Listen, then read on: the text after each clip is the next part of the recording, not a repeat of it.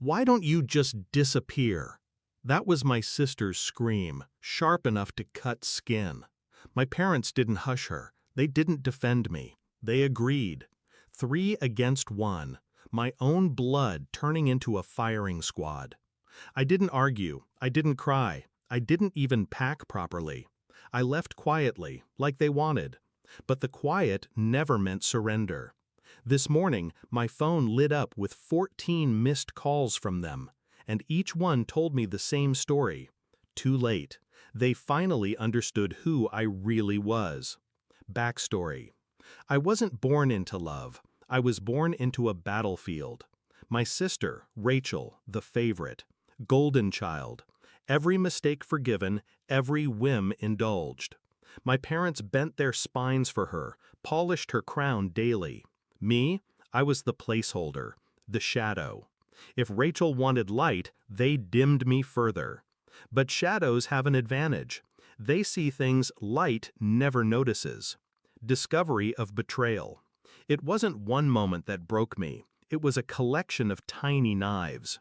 The way my mother called me a burden. The way my father said, "Rachel deserves more. You'll understand one day." The way Rachel smirked when they rewrote wills, bank accounts, and futures with her name. I understood perfectly. They weren't keeping me around to love me. They kept me around to use me, drain me, and discard me. The final shove came when Rachel screamed in my face, "You've ruined my life," because I refused to sign over the deed to the lake house, the house I rebuilt, paid for, maintained. That night, my parents nodded in unison, agreeing with her tantrum like disciples to their goddess, and I realized I wasn't family, I was leverage. Shift in mindset. When you're told to disappear, you have two choices: vanish quietly or vanish strategically. I chose strategy. I withdrew first, smiling, polite, compliant. I told them they were right. I left them believing they'd won. And while they celebrated their triumph, I began to untangle every thread they thought they controlled. Execution of the plan. Step 1. Assets. The house, my savings, the small business I built with years of sweat, all shifted into an irrevocable trust under my name only. Lawyers, signatures, airtight clauses. Rachel's name didn't appear anywhere. Neither did my parents. Step 2. Exposure.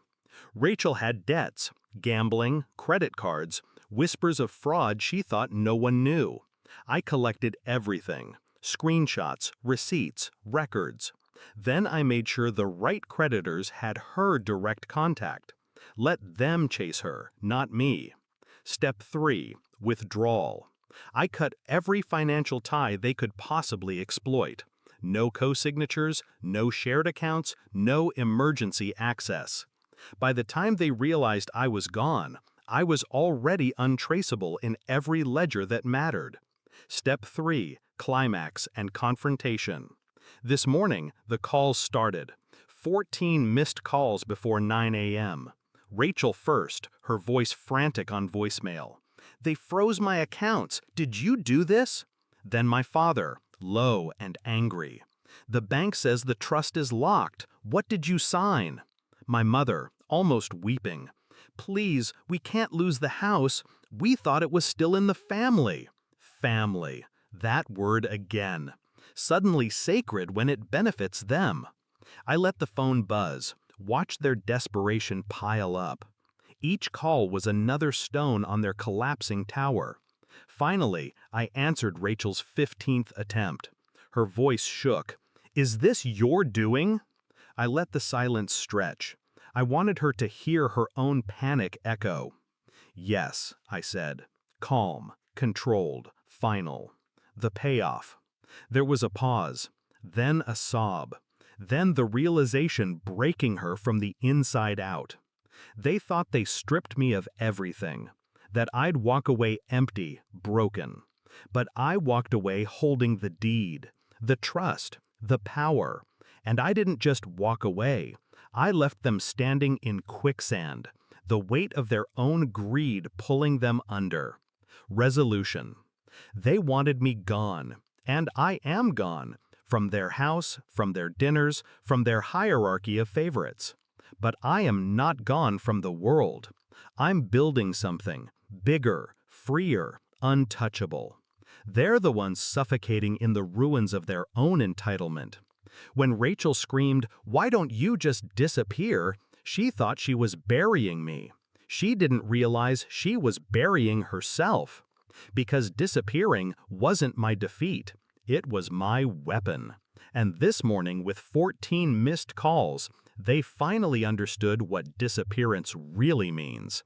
Not silence, not surrender, but the cleanest form of revenge.